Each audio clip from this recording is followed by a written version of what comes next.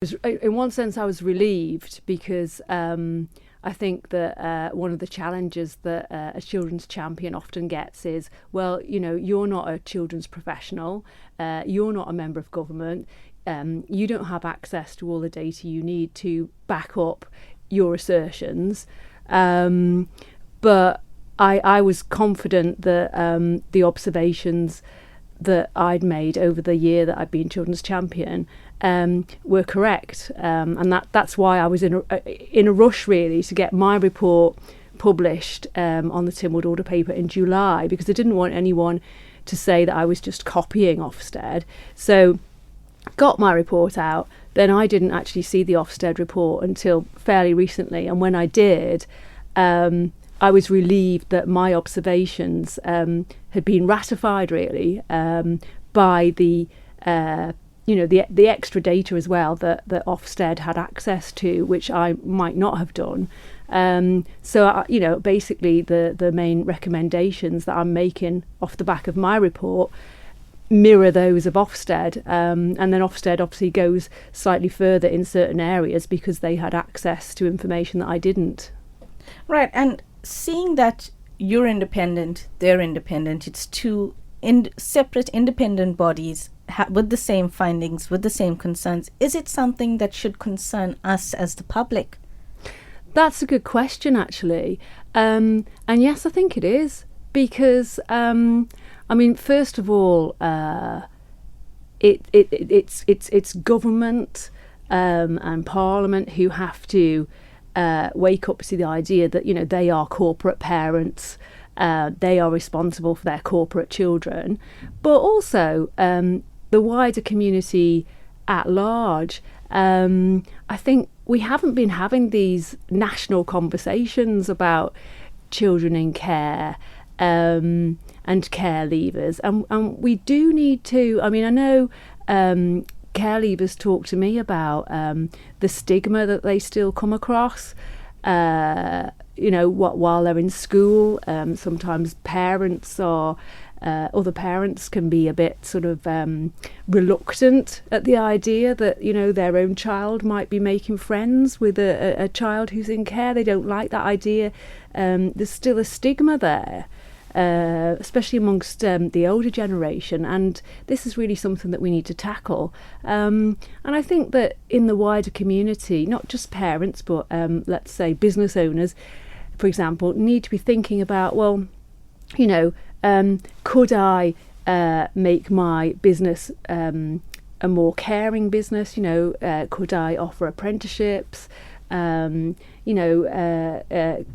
It's basically the whole community needs to come together and start supporting these young people who've had a really rough start to life.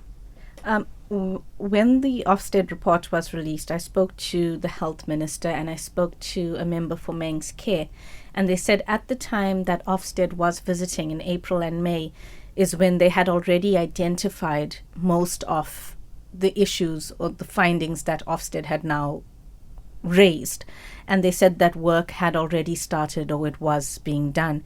Have you seen any improvements yet, or have you seen anything being done?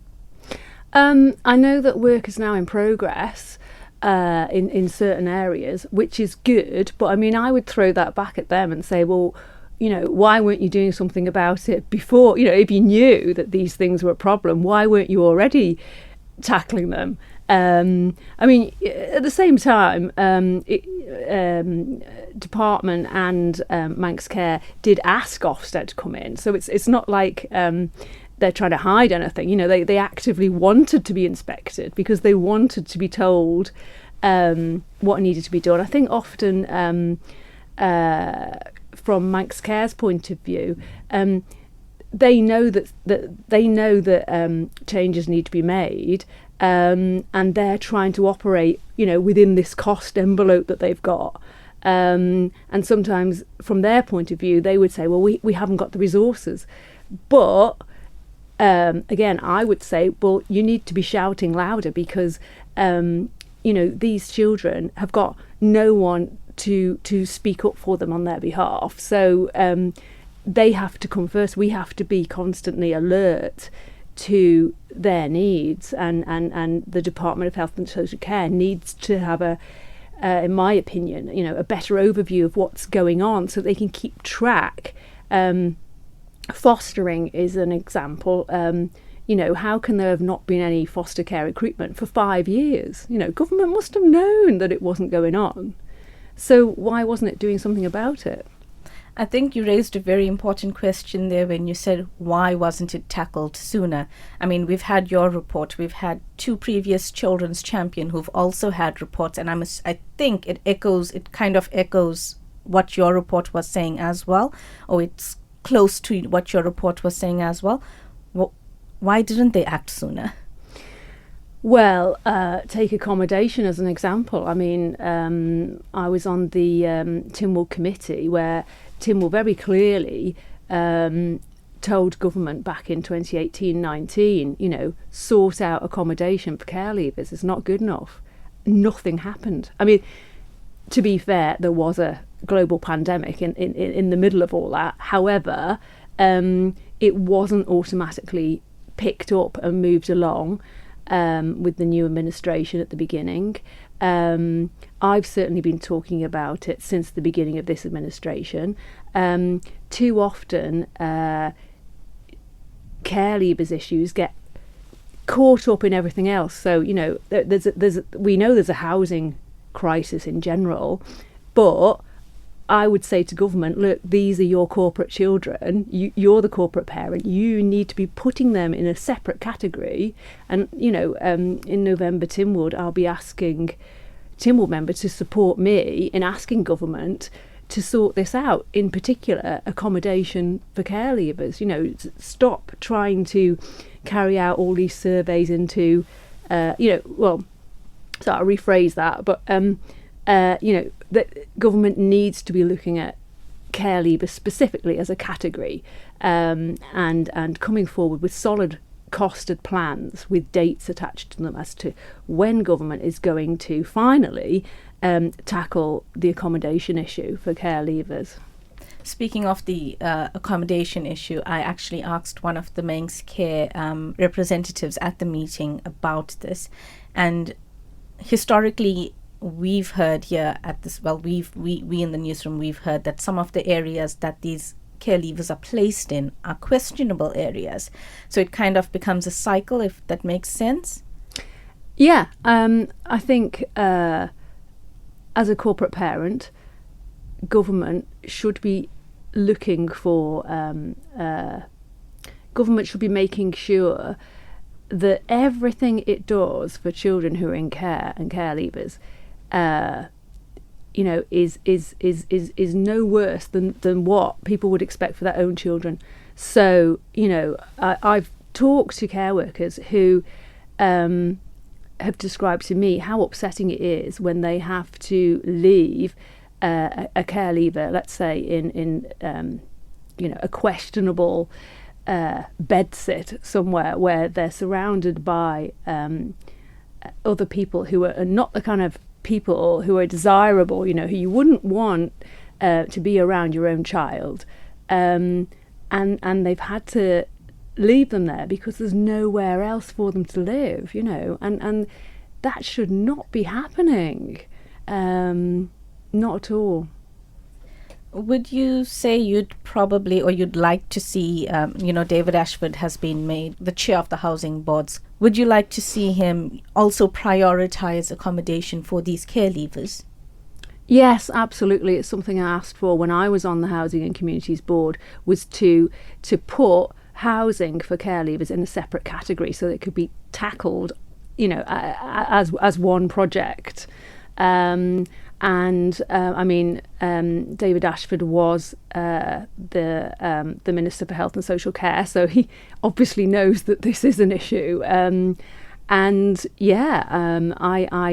would urge the board to work with Department of Health and Manx Care to sort this out as a standalone issue.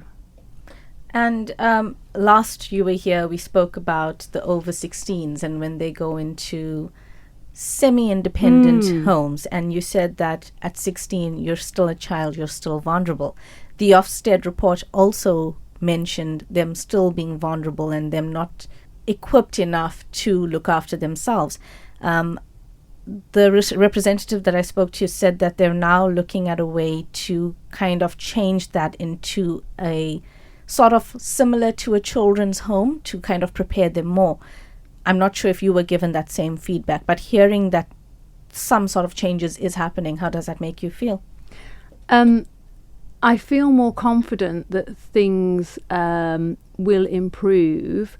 In that Manx Care and St Christopher's have had conversations about, how they might be able to make semi-independent living more akin to living in the residential home. So that what they want to do is to make the semi-independent homes a more nurturing environment is the term that they've used. And, that's very positive.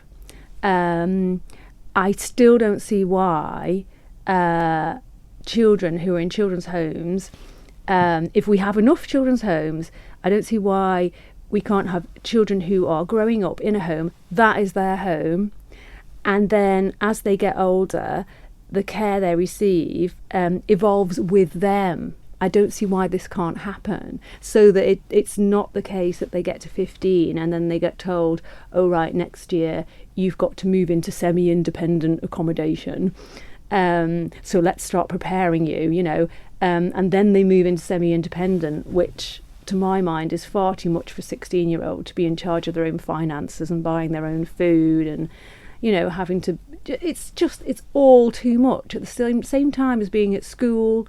I don't see why they have to necessarily move. I just think that as a layperson, my view would be surely it would be better if they grow up in the same home and that's their home, and that there's an assurance there that they can stay there until they're ready, because the average age for leaving home now for children is 25.